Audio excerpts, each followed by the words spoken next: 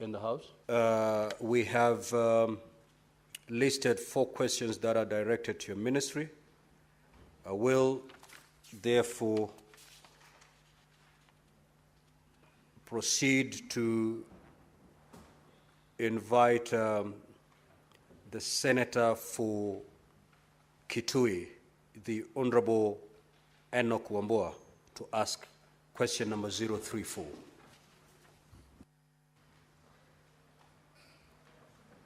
Clerk, please do the timing. Thank you, Mr. Speaker. Given that we have 22 minutes for this one, I will spare the CS a few things that I wanted to say. Let me just go straight to the question. Question number 034.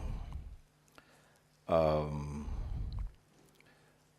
CS, what is the current status of pension disbursements to former members of parliament who served between 1979 and 1992?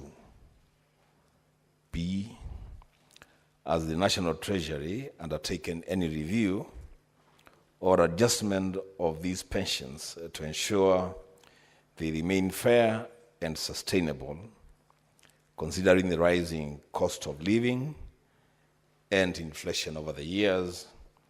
And lastly, what policy measures has the government put in place to ensure pensions align with prevailing economic conditions? I thank you, Mr. Speaker.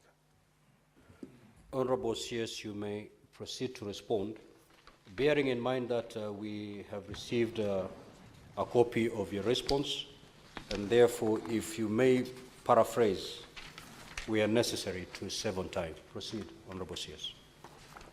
Thank you very much, Mr. Speaker. In the interest of time, I'll try my level best to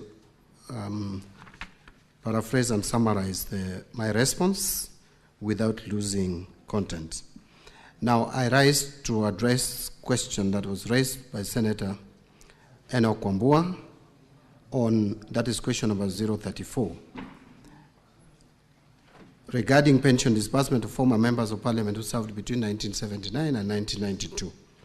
The current status is as follows. Honorable Speaker and honorable members, former members of parliament who served between 1979 and 1992 were eligible for pension benefits have been receiving payments in line with the Parliamentary Pensions Act, Cap 196, as revised in 2012.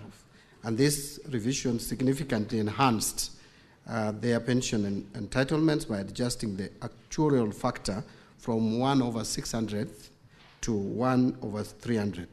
Effectively, this doubled their pension benefits.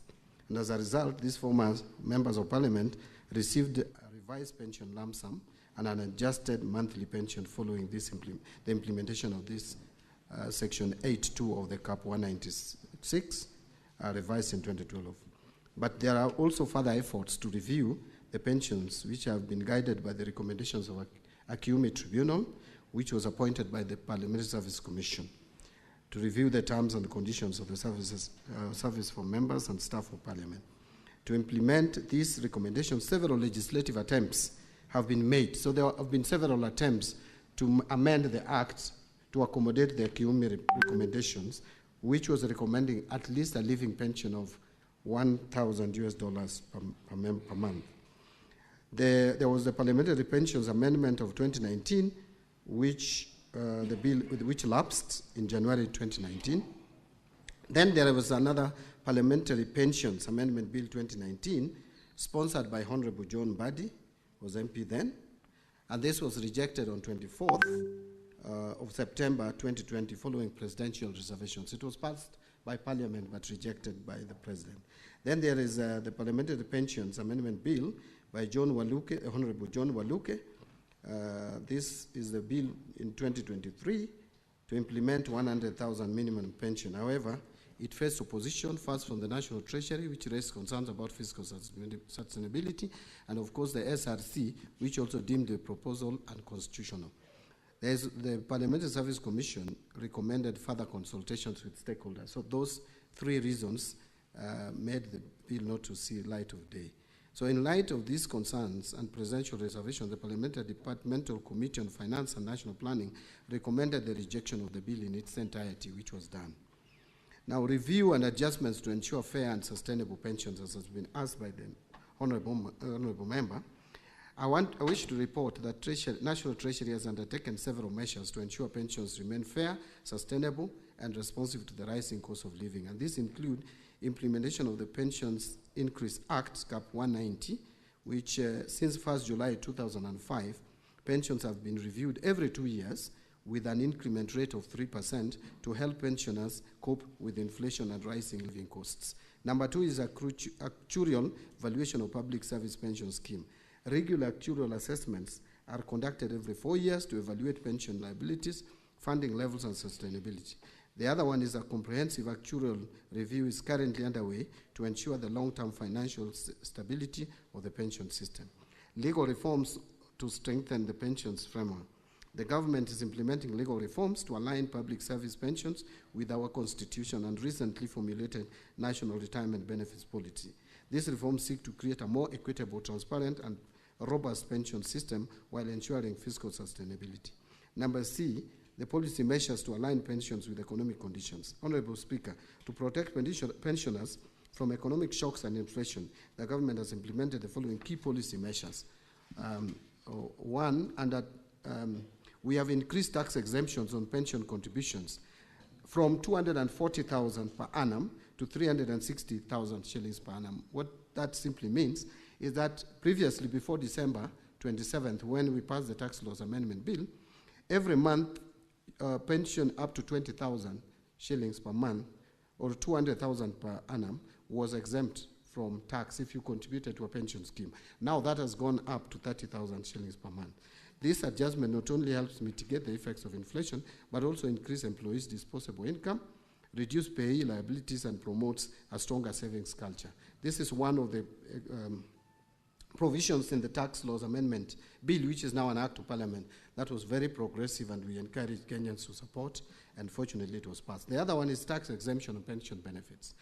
The removal of taxes on pension benefits provides retirees with a higher post-retirement income, improving their financial well-being and ensuring a more comfortable retirement. I wish to report here, Mr. Speaker, that for those who may not know, that from 27th of December last year, anyone accessing his pension is now accessing it without paying any tax. And that is like saving 30% of your entitlement. And I think it has been very progressive. Those who have benefited from the same can attest to that. And also encouraging long-term retirement savings. These tax reforms create incentives for individuals to save more for retirement, strengthening financial security in old age and reducing dependency on government support in later years. We are also strengthening post-retirement medical care. Mr. Speaker, as you are aware, that we are now providing tax exemption on post-retirement medical contributions. If you are contributing to post-retirement medical scheme, you enjoy tax exemption. The other one is establishment of post-retirement medical funds.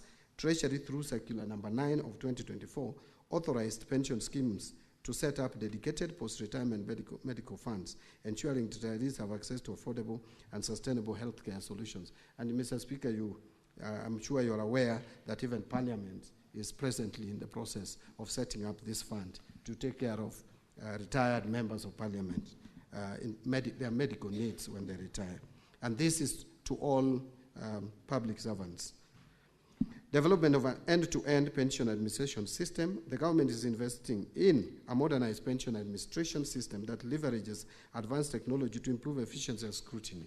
We are also integrating blockchain and biometric technology, which will enhance the security of pension management, ensure real-time tracking of pension disbursement, and eliminate delays in pension processing. In fact, we are looking towards, in terms of integration of IFMIS for timely remittances, the system will be fully integrated with the Integrated Financial Management Information System. The aim here is to transfer retirees automatically from being employees earning a salary to retirees earning pension benefits without going through rigorous steps of processing your pension. It should be seamless from 1 month to the next, if you retire, you should start getting your pension. And these reforms collectively strengthen retirement security, improve pension fund sustainability, and enhance post-retirement quality of life. Honorable Speaker, the National Treasury, in conclusion, remains committed to ensuring that pension benefits for former members of Parliament and all public service retirees are fair, sustainable, and responsive to economic conditions. We will continue working with stakeholders to explore feasibility solutions that uphold fiscal responsibility while ensuring retirees receive their rightful entitlements. I thank you. Senator Wambua, you may ask your 2 supplementary questions. Honorable Senators, let us avoid speeches. Sure. In the interest of time, go straight to the question. Thank you, Mr. Speaker. Mr. Speaker, 2 quick ones. On question number 1, I expected the CS would give us actual amounts. Actually, that was my biggest interest. With the public money being used to pay pensions, I thought he would give us the actual amount, the lowest, what amount of money is the lowest pensioner earning and the highest earning. Because that will inform his response to the benefits that they have gotten from tax exemption. Then lastly, Chair, the second question would be, seeing as it were that the CS was himself pushing this agenda when he was a member of Parliament, and now he's seated where he was pushing that agenda. Will he continue with this, or was he just playing politics? Thank you. Honorable Pierce, CS rather.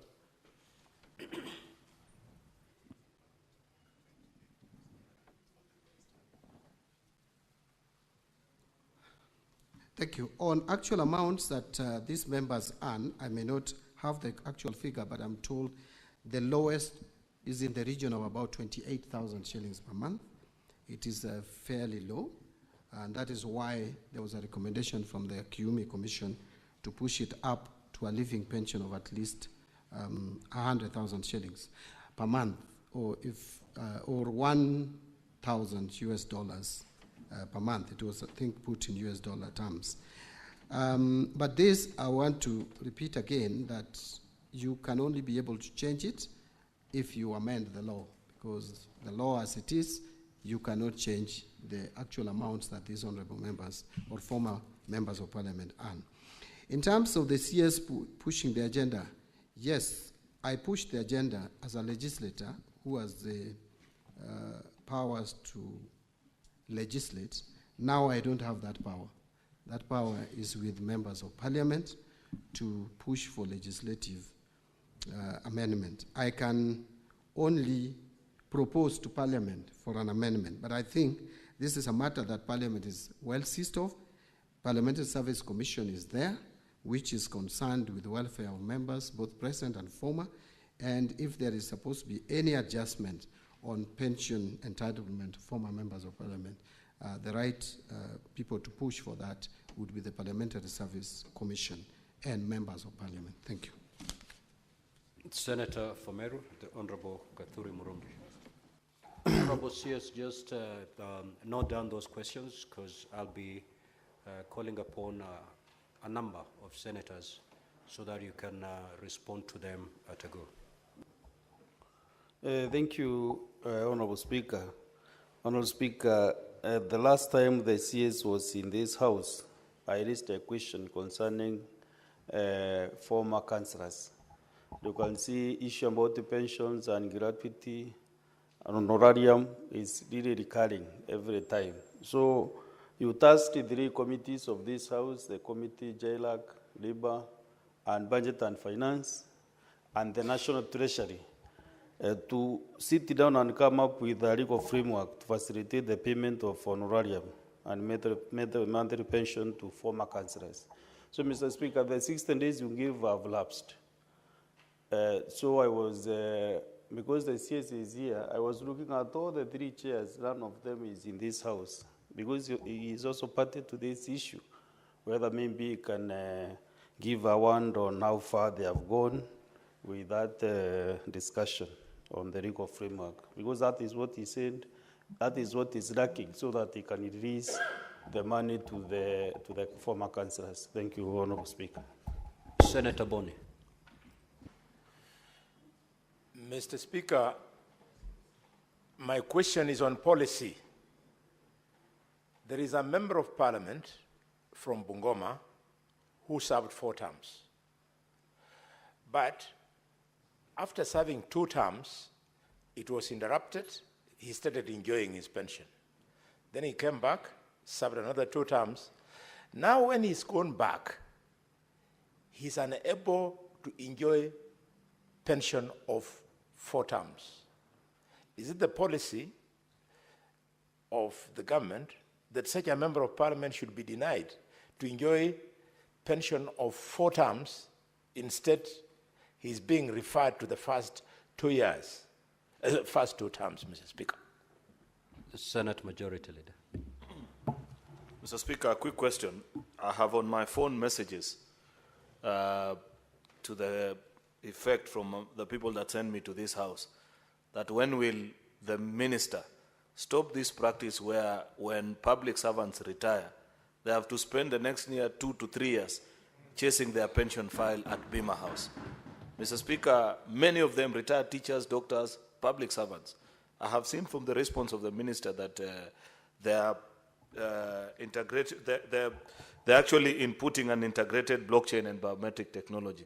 The only thing that is missing from the minister's answer is when. That's very important for the people that vote for me to come to this house to know that when they serve the public and eventually they retire, then they will receive their pension at the next month after, because that is how modern world should work, Mr. Speaker. Therefore, that's my humble request to the minister to know when. I thank you, Speaker. Senator John Yutu. Thank you, Mr. Speaker. My question is not very different from what the majority leader has asked, and it particularly concerns teachers and police officers who are retired. Mr. Speaker, you will be told by the TSC, once you follow up, that the TSC has made all the necessary documentation and referred the same to Treasury. And why there are delays is because there is delayed disbursement by Treasury. And Mr. Speaker, I would want the CS to tell us what he is doing to prevent abuse of of Article 223, because that is clearly where the problem with delayed disbursements are happening, where money set aside for a particular purpose like this for settling, for sorting out pensioners under Section 223, Article 223, then such monies are drawn and taken to other use. What is the CS doing to see to it that there is no abuse of Article 223? Thank you, Mr. Speaker. Senator Miraj. Asante Bwana Spika, swali langu halitakuwa tofauti na kiongozi wa wengi bungeni. Tuko na tatizo sawia katika sekta ya posta. Wale waliostaafu bado wanahangaika kutafuta marupurupu yao ya uzeeni. Tungependa waziri atueleze kuna shida gani wakati watu wametumia ujana wao kuitumikia serikali yetu, na wanapostaafu, wanapofika uzeeni, wanaanza tena kuhangaika kutafuta kiinua mgongo chao. Senator Lenku. Thank you, Honorable Speaker. I think we also have the same sentiments on the issues of KCC staff, where we have a problem that 300 million has been a problem for retirees who retired so many years ago. And the national government, the government has never paid these retirees 300 million only, and that case is National Treasury. Could the Cabinet Secretary just shed the light on that? Otherwise, they will die before the 300 million paid. Senator Eddy. Thank you, Mr. Speaker. Apart from people who don't get pension, there are people, Mr. Speaker, who actually get their pensions and they get stolen. I wanted to ask the CS whether he's aware that this is a project that is going on, where pensioners, especially teachers, we have got a number of cases that there is collusion with banks where their money gets up being defrauded from them. And specifically, if he's aware, what is the regulator under him doing, that is the CBK, to be able to deal with these issues in conjunction with the Treasury as well? Honorable CS, you may respond. You have exactly 6 minutes to do so.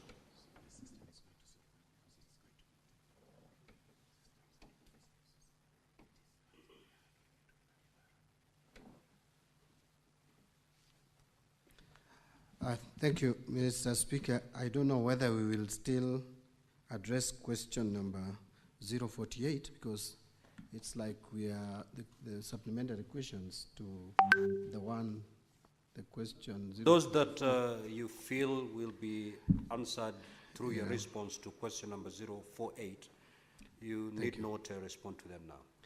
On the question of the team that was supposed to be put together to look at the issues of former councillors, I thought this was supposed to be Senate-driven, Parliament-driven, and I don't think we have got communication to the effect of putting our team in the team, but I think it's something that I can follow with the committee chairs, because I don't think we have made much progress on this. On the question that Senator Boni Alwale asked on policy regarding members of Parliament who serve for the 2 terms, don't win re-election, and then starts enjoying pension, and then when they come back. It is the way the law is crafted now, that once you enjoy the pension, when you come back, either you choose to pay, to buy back the pension, and then you continue, and then when now you retire, the 4 terms will become counted cumulatively, or you forfeit, or you forgo. So, but there is an amendment to that effect that is being processed, so that we can allow former members who served for some terms and have come back to enjoy seamlessly the pension without that kind of a challenge. But the way the law is today, if you start enjoying benefits of pension, like myself today, if I come back again to Parliament, then I have to either buy back that period that I enjoyed the pension, or I forgo. So that is the law as it is today.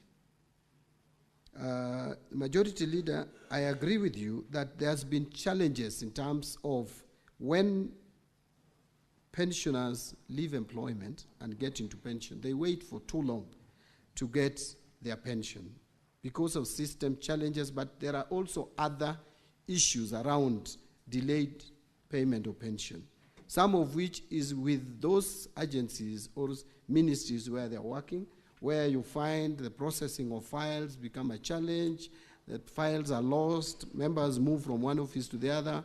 We have even had cases reported of corruption getting into the system, and that is why we want to integrate the system. We want to automate the system. When you leave system to manual, there is bound to be abused, and that is what the ministry is taking steps to ensure that that is dealt with. Now, I think Senator Fumuranga is asking that the abuse of Article 223 is the one that is denying pensioners money or reallocation of pension fund. I am not aware of any pension allocation that has ever been reallocated in any way. Actually, if there is any particular location that is always ring-fenced, it is the pension, it is the CFS going to pension. So that is not correct. Yes, there could be abuse of Article 223, which we are trying to work on, but again, you will also agree with me that that article was not provided in the Constitution in vain. The people of Kenya considered that there could be circumstances that would merit or warrant provision of additional funds that was not appropriated by Parliament or National Assembly for that matter. So if there are abuses, those abuses have to be dealt with, because this one is within the powers of the Cabinet Secretary for Finance. On the issue of poster employees and KCC, RBA has already put staff receivers in place to work out on how to pay these creditors, along which part of the creditors are former employees. because these are companies that faced challenges, especially Posta, the pension scheme for Posta. So there is already a process going on to make sure that that is addressed. Finally, on Senator Eddie Okech's question of defrauding pensioners by banks, if we automate, this automatically will be dealt with through automation. When you allow manual systems, it is open to abuse. And we have also identified that some pensioners have been defrauded through collusion, even between pension staff and also the bank staff. And that is something that we're addressing through automation. Thank you, Mr. Speaker. We will now move to question number 035 by the Senator for Kirinyaga County, Honorable James Murango. You may proceed to ask your question. Thank you, Mr. Speaker. My questions are as follows. A, could the Cabinet Secretary provide a breakdown of all taxes and levies imposed throughout the entire tea supply chain? And B, what specific taxation measures is the Ministry planning to implement in the financial year 2025-2026 to eliminate double taxation and other unnecessary taxes that overburden farmers and stakeholders in the tea industry? And last, could the Cabinet Secretary outline the challenges faced in previous attempts to eliminate some of these excessive taxes and levies on tea and explain actions taken to address them? Thank you, Mr. Speaker. Honorable CS, you may respond. Now, Honorable CS, I note that the response is fairly lengthy. In the interest of time, please just try to paraphrase it, because we have, we already have hard copies with us. We'll be following as you paraphrase. Yeah, thank you, Mr. Speaker. I notice also that my response is fairly too long. I will not go through my response in the traditional way. So question number 35 by Senator James Murango was on taxes and levies imposed throughout the entire tea supply chain during Senate plenary. The first page is basically talking about the significance and importance of tea as the tea subsector as one of the drivers of economic growth in this country. We all know the contribution of tea to our economy. So I've just explained that in line with the bottom-up economic transformation agenda, or better if you like. Now, in the financial year 23-24, the government implemented a number of interventions specifically for the tea subsector, which included provision of processing equipment to tea cooperatives and establishment of a tea value addition hub and promotion of investment into the hub, export market development and export promotion, and provision of fiscal incentives and establishment of warehouses for value-added tea in key development markets. So these are reforms that are ongoing. I've also indicated how much tea has been contributing to our economy. Export earnings, I've already also explained how much we are getting in terms of export earning contributed by tea subsector. So in the financial year 25-26, as outlined in our budget policy statement of 2025, the government will be executing the following key intervention to further boost the tea subsector, and that is already enumerated: value addition, market development, farmer support. So these are explanations about what the government is doing, and infrastructure, putting up infrastructure, especially like in Dongo Kundu, special economic zone, and constructing research and development facilities for tea. So coming back to the question, where I was asked to explain or provide a breakdown of all taxes and levies imposed throughout the entire tea supply chain, I want to say that tea subsector benefits from numerous tax incentives, in fact, that supports its growth and sustainability, making it a thriving subsector. So this subsector is one of the subsectors that is actually cushioned, that is actually enjoying incentives, as opposed to getting to a sector that is subjected to additional taxes.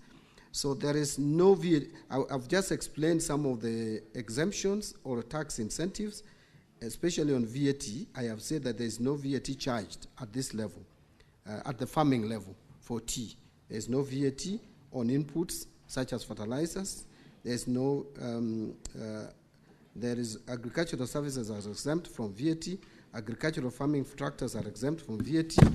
I've also indicated that imported agricultural machinery used for land preparation are duty-free, but only attract VAT at 16%.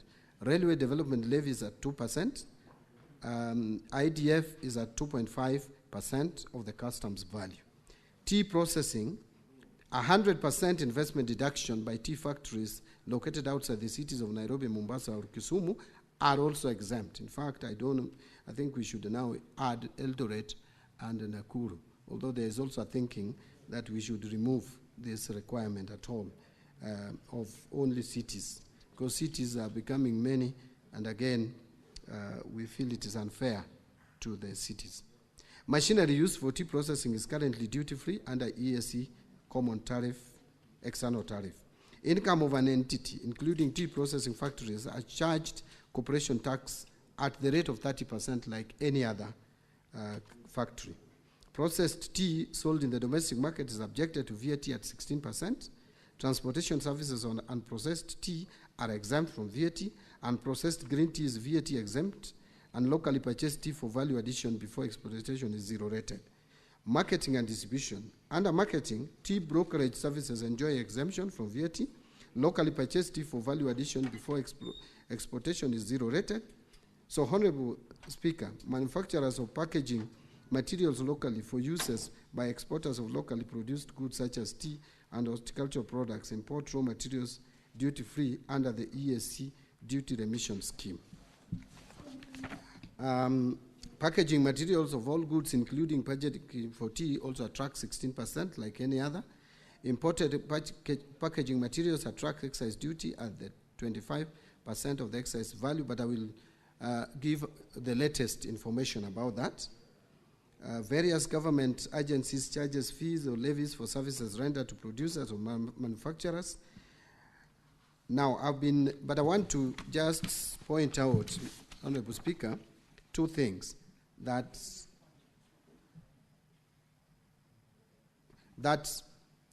in the finance bill of 2025, we have done two things.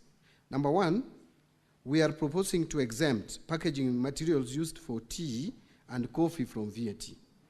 This exemption will only apply when packaging materials are imported or locally purchased, with a recommendation from the Cabinet Secretary responsible for agriculture, given that the use of these materials isn't exclusive to coffee and tea packaging. This measure aims to protect these crucial sectors while also safeguarding government revenue. But the second thing that we have done is under custom duty. On the custom side, Mr. Speaker, last year, Kenya was granted a stay of application of the EAC Common External Tariff on certain paper products to apply a higher duty rate of 25 to 35% to support domestic packaging materials. However, this negatively impacted exporters, such as the tea industry. To address this, Kenya did not request an extension of the stay of application of the EAC Common External Tariff on these paper products during this year's EAC pre-budget consultations, which I led in Arusha.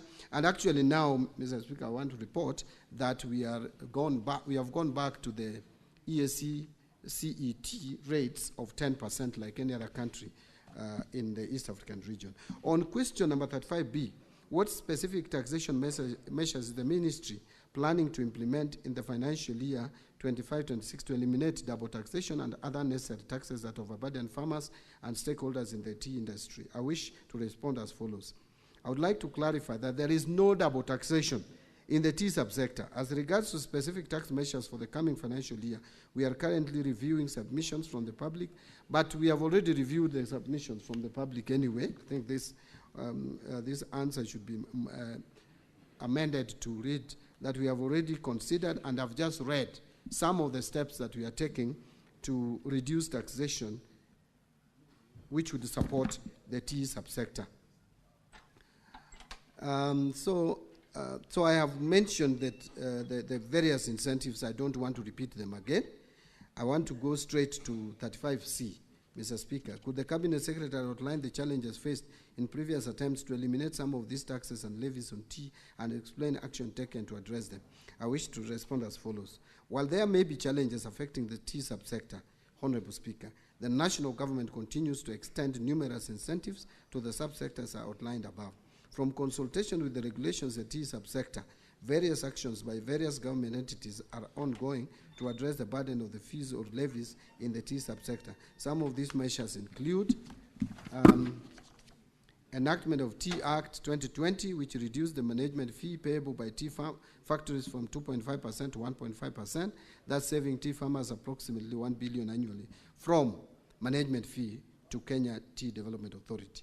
There is the ad valorem levy of 1% of the customs value of exported teas, which was scrapped in 2016. The agricultural produce cess of 1% of green leaf was also scrapped in 2016, saving quite significant amount.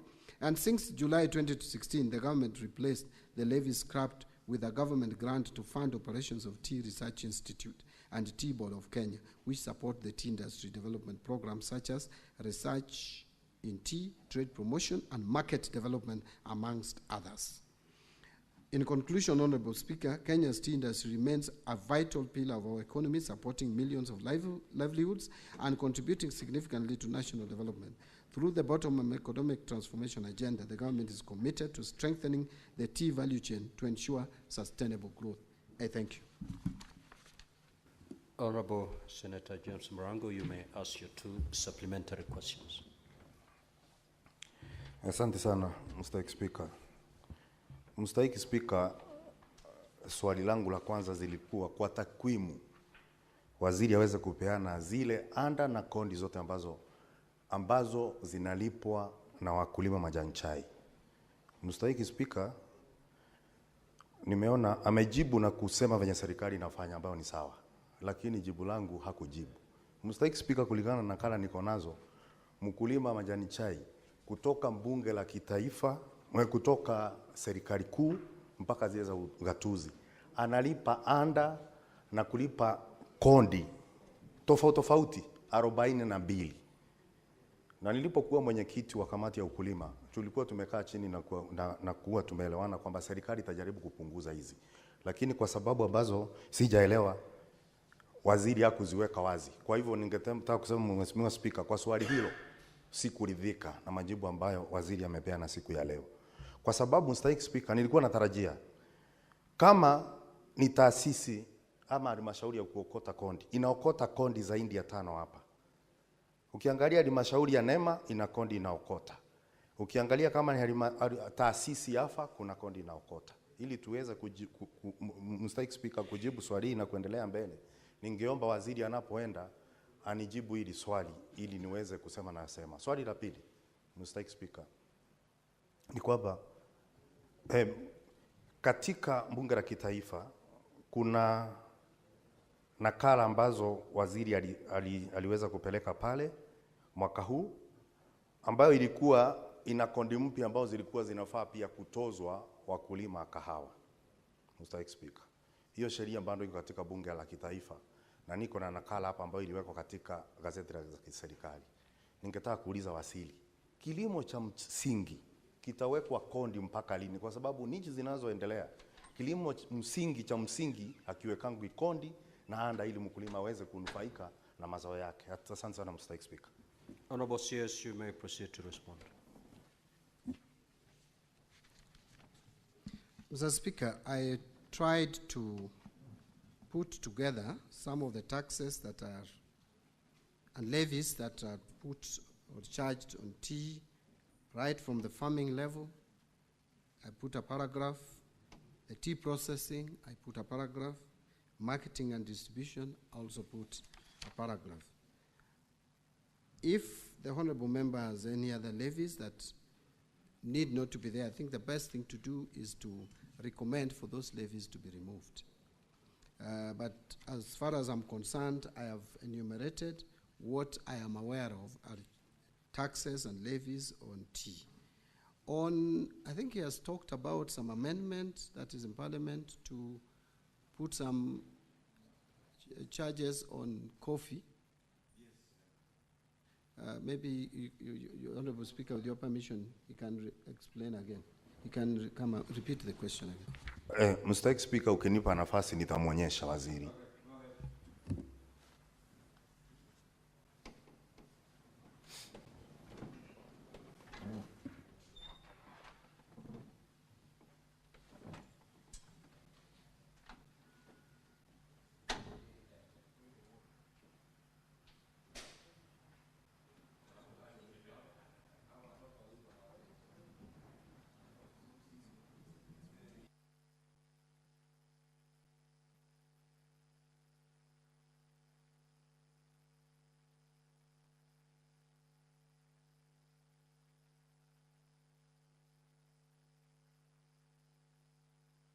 Honorable CS, if you need time to acquaint yourself with that particular document, you may say so. Yeah, Mr. Speaker, I'm trying to check because my understanding was that we were reducing those rates. And so it's just demonstrated to me the rates that are on the first schedule and the second schedule. My understanding is that those rates were coming down. But if they are going up, I may need to check and address that. But I am almost certain that the rates were higher than what is being provided. And so what we were trying to do is to reduce the rates to make coffee more competitive, Mr. Speaker. Senator Edwin Sifuna. Honorable Speaker, in line with a question by the Senator for Kirinyaga on measures to reduce double taxation, unnecessary taxes, and overburdening of farmers and Kenyans in general, I would like the CS to address one question. Honorable Speaker, we have had the ministry, actually the CS himself, taking credit that this year's finance bill has no new taxes. But I know it's credit to the Gen Z who have struck the fear of God in this government. They will not attempt to bring new taxes.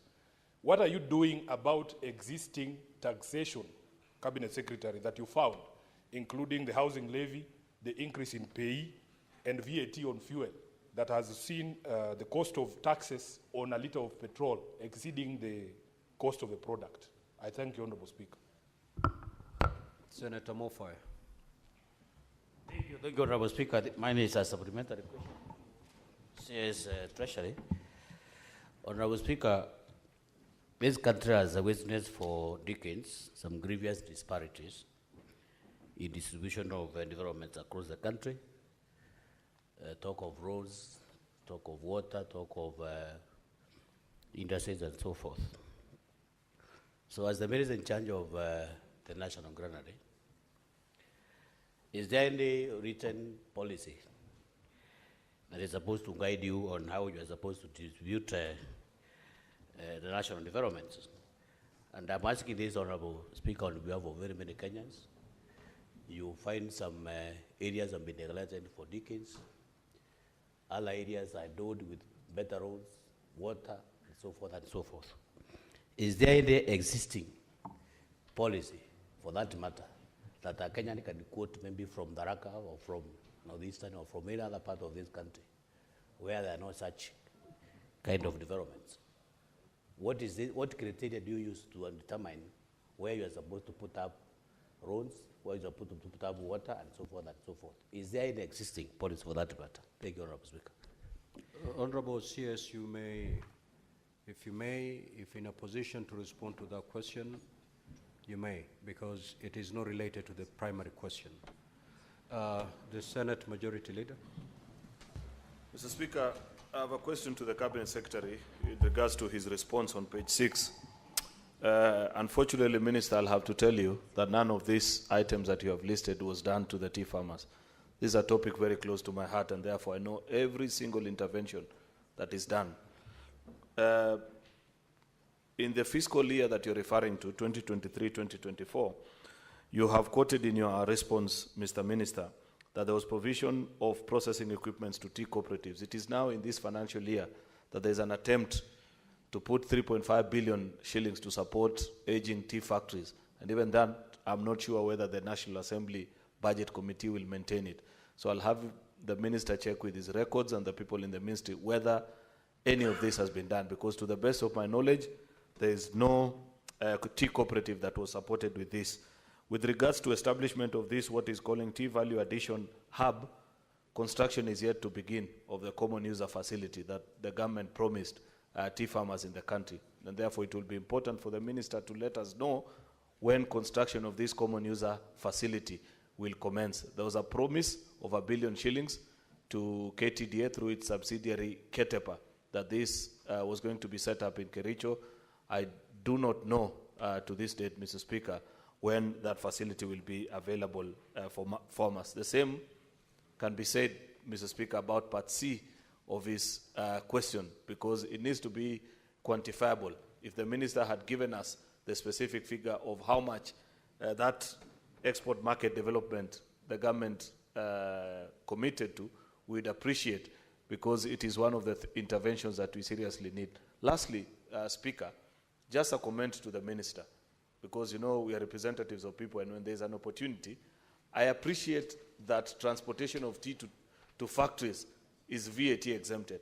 I do not understand, Mr. Minister, why in every finance bill, last year it had to be removed, and even in this year's proposal, transportation of sugarcane to factories is subject to VAT. I don't know why at Treasury they want to treat tea farmers and sugarcane farmers separately, yet they are all citizens of this republic. So while I appreciate what is done for tea farmers, I'd wish that the Treasury does the same for sugarcane farmers as well. I thank you, Mr. Speaker. Honorable CS, you have 3 minutes to respond. Thank you, Mr. Speaker. I'll try to be fast. Yes, it is true that we have not made major changes in taxes that would disadvantage the taxpayer or individual taxpayers in terms of reducing their disposable income. And this was a commitment. Yes, I know Senator Sifuna is attributing it exclusively to Gen Z. Partly true, partly not true.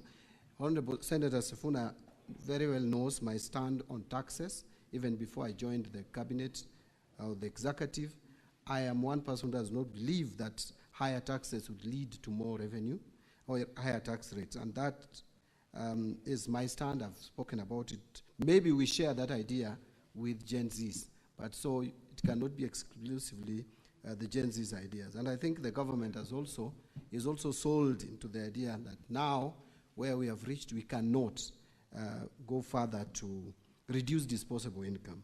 On housing levy, I think there is a discussion around seeing how to restructure it, because again, it has serious benefits, in my view. Quite a number of projects are coming up, but at the same time, the individual employees, those with pay slips, have complaints, which you cannot ignore. So a lot of restructuring is going on, and I am sure that more pronouncements will come in due course.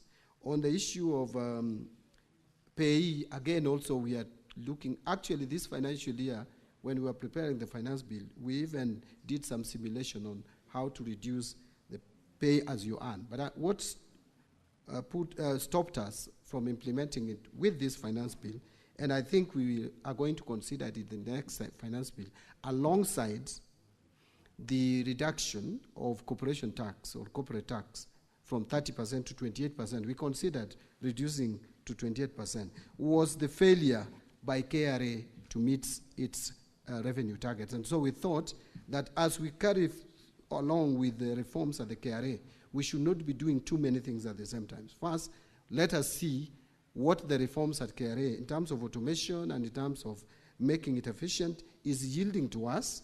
Then we can now move to the next step of reducing the tax rates to increase disposable income. But it is an idea that I support, Senator Sifuna. And that also goes to the heart of fuel levy or road maintenance levy. On distribution of development across the country, yes, Senator, it is true, Mr. Speaker, that over the years since independence, that we have not been very fair and objective as a country in terms of distributing or budgetary allocations to regions. And this is what has brought the tension that we have in the country, where people believe that for you to get development, then your people should be the ones in power. And I think devolution was meant to cure this, but it's still at the same time, still it has not been fully cured. We are trying, and it is not something that you are going to do in a day, to try as much as possible to be equitable in the distribution of resources. And I think the budget that we have produced addresses it to some extent. It has not fixed it, but addresses it. Take, for example, and I've given this example, that since independence, the children in Tana River have been eaten by crocodiles as they crossed River Tana going to school. For bridges, one bridge costing just 100 million, yet you find many of us have tarmac roads up to our homes. It is not fair. So many of us have tarmac roads up to our homes. So many of us have piped water in their houses, even in rural areas. Yet, Tana River, those children, for just 100 million, have been eaten by crocodile. That is, we cannot live in such a country of iniquity. So, inequitable resource distribution. Remember, for the first time, I want to say here, Dadaab constituency, for example, is going to see 30 seconds more. The first tarmac road. And I can go on and on. You see the first major road in northern Kenya being under construction since independence, from all the way from Meru, Isiolo, going to Garissa, Wajir, all the way to Mandera. 740 kilometers being done in this government to enhance equity. Now, the majority leader talked about, I can just answer the majority leader by saying that I am going to follow through some of these initiatives, including the support to tea cooperatives, common user facility and all that. We have put some allocation in the budget. I hope they will not be taken away by the National Assembly. And then I will make sure that the monies are released or the exchequer is released to support the tea sector.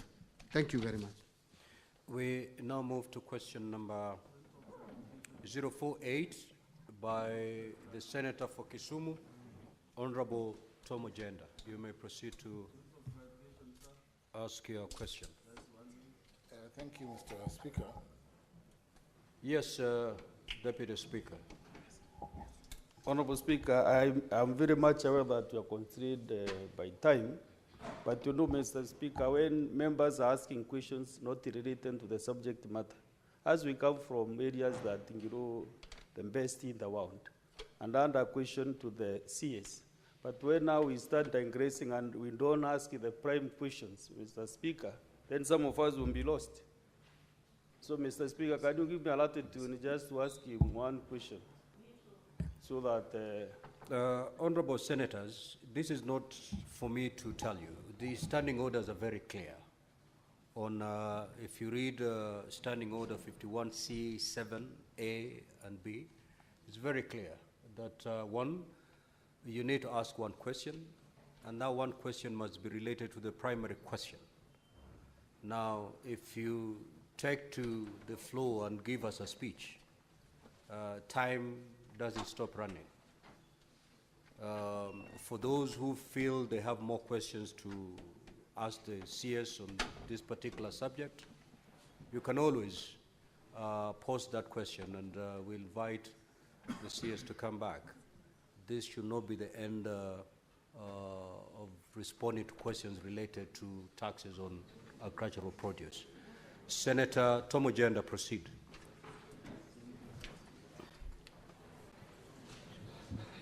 Thank you, Mr. Speaker.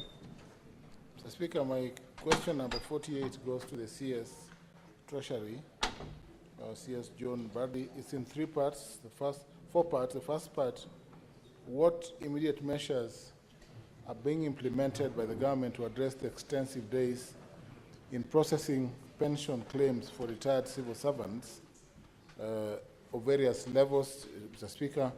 And could the Cabinet Secretary provide a timeline for full digitization of pension records and transition to an end-to-end enterprise resource planning ERP system for a more streamlined process? That's part one of the question. Mr. Speaker, part two is on the processing of pension and the pervasive corruption claims. How is the ministry addressing the pervasive corruption and bribery within the pensions department, including claims of pension payment to non-existent or ghost pensioners? Part three, Mr. Speaker, what is being done to ensure that pension funds, which have persistently faced significant carryovers due to underfunding and liquidity challenges, are prioritized and allocated adequate funding in future budgets? And lastly, Mr. Speaker, part D, could the CS Treasury explain why any proposed regulatory reforms aimed at harmonizing outdated pension laws with contemporary digital financial management practices Thank you, Mr. Speaker. These questions are born out of the delays in payment to pensioners. Thank you, Mr. Speaker. Honorable CS, you may proceed to respond. Now we have 15 minutes. Those 15 minutes to be utilized by the CS in responding to the question, and also to be utilized by honorable senators in asking supplementary questions. Yeah. Now, honorable CS, your response is fairly lengthy. Please paraphrase it to allow honorable senators time to interact with your response. Yeah, thank you, Mr. Speaker. I think I'll take 3 minutes just to go through the response. I'll not read it verbatim. Measures being implemented to address delays in pension processing and the transition to a digitized pension system. A number of steps we are taking for comprehensive review. One is timely submission of retirement notices. Employers are required to notify employees of retirement at least 1 year in advance, and to submit pension claims to the pension department 9 months before the official retirement age. Number 2, verification and documentation. Pension payments are contingent on complete and accurate documentation from retirees and employers. Incomplete submission, disputes, or litigation. Number 3 is processing at the pension department. Once a complete pension claim is received, the department processes it within 90 days, as stipulated in the National Treasury Citizens Service Delivery Charter. Then we have exchequer releases, which is also another challenge. Payment of pension gratuities depends on the availability of funds, which is influenced by national revenue inflows.